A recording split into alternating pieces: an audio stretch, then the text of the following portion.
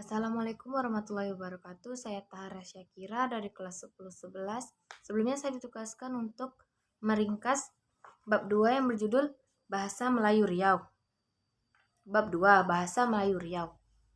A. Prasasti-prasasti bahasa Melayu kuno. Meskipun disepakati bahwa bahasa sebenarnya adalah lisan, bukan tulisan. Kehadiran tulisan atau aksara menyebabkan jejak peradaban manusia menjadi lebih mudah diteroka. Contohnya jelas sekali. Bahasa yang dipakai Proto dan Deutero Melayu saja tak mungkin dapat kita kenal sekarang karena ditimbun waktu. Meskipun keberadaan manusia di kawasan ini dapat ditelusuri sejak 3000 tahun sebelum Masehi, kesan bahasanya dapat dikenal sampai sekarang, baru pada abad ke-7. Bandingkan dengan tulisan yang ditemui di Sumeria pada 5000 tahun sebelum Masehi. Kesan bahasa Proto dan Deutero Melayu yang dapat dikenal tertuang dalam prasasti-prasasti berikut ini. 1. Prasasti di Kedukan Bukit, Palembang, 683 Masehi. Yang kedua, prasasti di Tawang Tuwo, dekat Palembang, 684 Masehi. Yang ketiga, prasasti di Kota Kapur, Pulang Bangka, 686 Masehi. Dan yang keempat, prasasti di Karang Berahi, Meringin, daerah Hulu Jambi, 686 Masehi. Sejumlah pakar sepakat mengatakan bahwa prasasti-prasasti atau batu bersurat tersebut ditulis dalam bahasa Melayu dengan kategori kuno memakai huruf Palawa.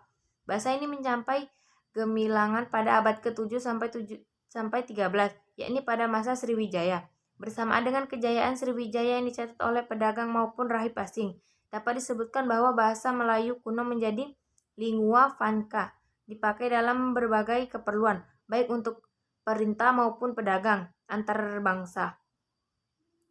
Penuturnya tersebar di kawasan Selat Malaka.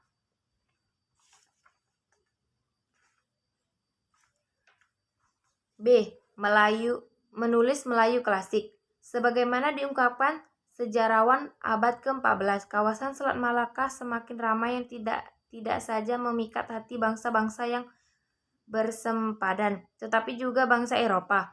Pemerintahan jatuh bangun yang pada gilirannya bertumpu di kawasan Selat Malaka ditandai dengan kegigihan sang Sapurba beserta sahabat dan keturunannya kembali mendirikan kejayaan Melayu mulai dari Binta, Indragiri, Kuanta, kemudian kembali ke Binta untuk seterusnya melanjutkan usahanya di Tumasik, Singapura, dan Malaka. Kampar dan Siak masuk dalam pusaran sejarah ini sebagai pelaku yang amat menentukan bagi peradaban Melayu. Dapat disimpulkan bahwa perkembangan bahasa Melayu melalui fase baru dengan kukuhnya kemaharajaan Melayu yang berpusat di Malaka 1405 sampai 1511 dengan diplomasi dan ketangguhan angkatan lautnya. Malaka mendominasi perdagangan yang tidak saja berpengaruh besar di Selat Malaka, tetapi juga Indonesia sekarang. Dalam buku Sejarah Asia Tenggara TGE Hal Usaha Nasional Surabaya disebutkan bahwa di Bandar Malaka setiap hari terdengar percakapan dalam 90 bahasa yang menunjukkan begitu beragamnya orang yang ada di tempat itu.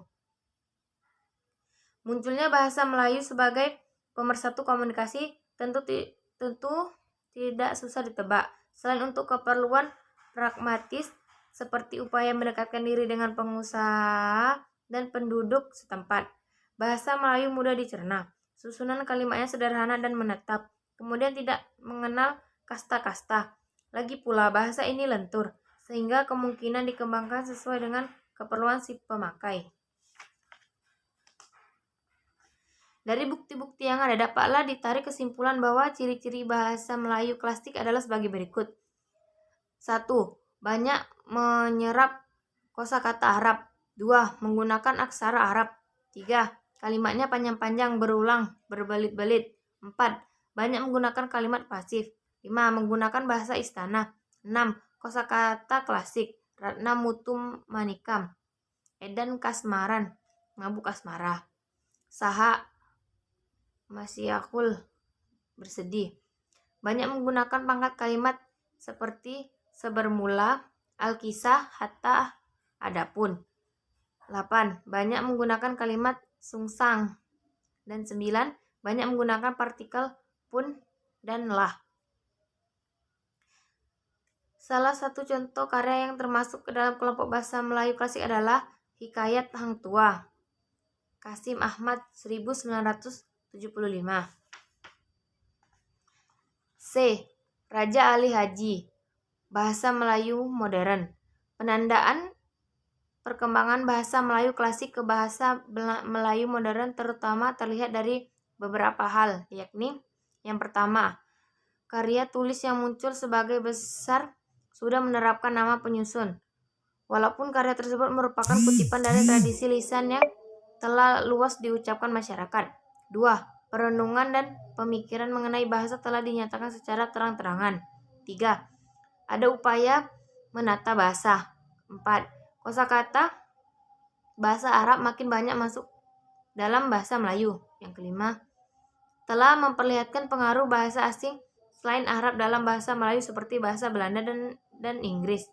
Dan keenam, orientasi penerbit karya mengarah pada umum, sehingga memberi kedinamisan penggunaan bahasa dengan mempertimbangkan bahasa secara lebih luas. Dari ciri-ciri di atas, tidak salah meletakkan Raja Ali Haji 1808 sampai 1873 sebagai tokoh utama dalam perkembangan bahasa Melayu modern, kemudian mengangkatnya sebagai pahlawan nasional Indonesia. Sebabnya, selain menghasilkan karya sastra gemilang, Raja Ali Haji menulis buku tata bahasa yang tidak pernah dilakukan manusia Melayu sebelumnya, yakni Bustanul Katibin 1850 dan Kamus Pengetahuan Bahasa 1858. Penulisan kebahasaan ini kemudian dilanjutkan oleh generasi setelahnya, yakni Raja Ali Kelana dengan buku Bukhayat Al-Ani fi Hurufi Al-Ma'ani dan Abu Muhammad Adnan dengan kitab Cakap Rampai-Rampai pada awal abad ke-20. Patut diakui, pergelutan bahasa Melayu modern ini dilatar belakangi dengan semakin melemahnya kemaharajaan Melayu, baik secara politik maupun ekonomi. Kesultanan Johor Riau yang akhirnya dikuasai bukan dari alur sejarah Muara, Takus, Palembang, Bintang, Malaka, menyebabkan gejolak sosial berkepanjangan di tengah masyarakat. Raja kecil yang coba membangun kembali alur tersebut akhirnya terpukul ke Siak, walaupun sampai awal abad ke-19, keturunannya tetap berusaha menguasai Johor Riau.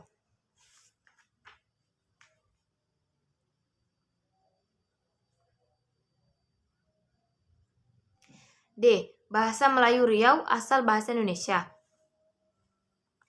Kemaharajaan Melayu di kawasan Selat Malaka dan pantai timur Sumatera berada pada keadaan yang rawan pada abad ke-19.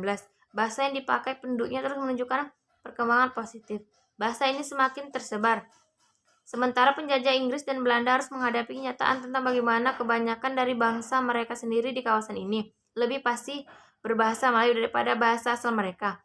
Pamor bahasa Melayu semakin meninggi karena dengan keadaan semacam itu pula Belanda khususnya mau tidak mau menjadikan bahasa Melayu sebagai bahasa pengantar di sekolah yang mereka dirikan.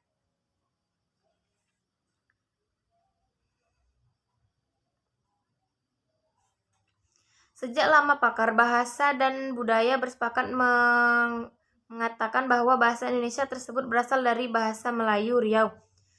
Tak kurang dari tokoh sebesar K.I. Hajar Dewantara, Bapak Pendidikan Nasional yang juga budayawan dan bahasawan, menyebutkan dalam Kongres Bahasa Indonesia 1 di Solo tahun 1939.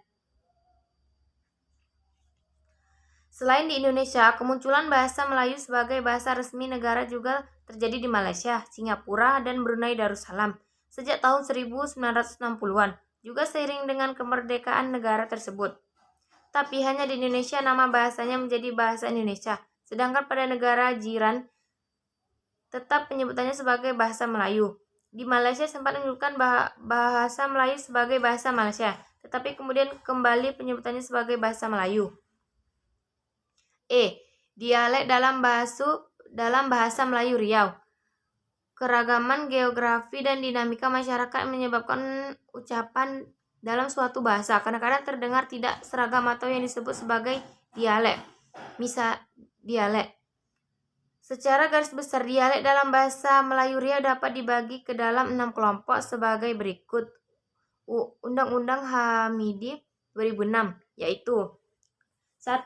Dialek masyarakat asli. Dialek masyarakat asli merupakan ragam bahasa Melayu tertua di Riau. Ragam ini dipakai oleh komunitas adat yang tergolong pada Proto-Melayu seperti masyarakat Saka yang banyak tinggal di Kabupaten Bengkalis dan Talang Mamak di Indragiri Hulu. Pemakaiannya amat terbatas, yakni lingkungan masyarakat itu sendiri. Dialek Petalangan. Dialek Petalangan. Dialek Petalangan lebih mudah dari dialek masyarakat asli. Penutur dialek ini sebagian masih berada di pinggir-pinggir hutan yang dilintasi sungai. Sebagian besar tinggal di Kabupaten Pelalawan. Dari penuturan masyarakat setempat berkesan bahwa dialek Petalangan merupakan dialek campuran 4 dialek, yakni Kampar, Rantau Kuanta, Rantau Pesisir, dan Minangkabau. Seperti dialek masyarakat asli, pemakaian dialek Petalang tidak begitu luas. 3.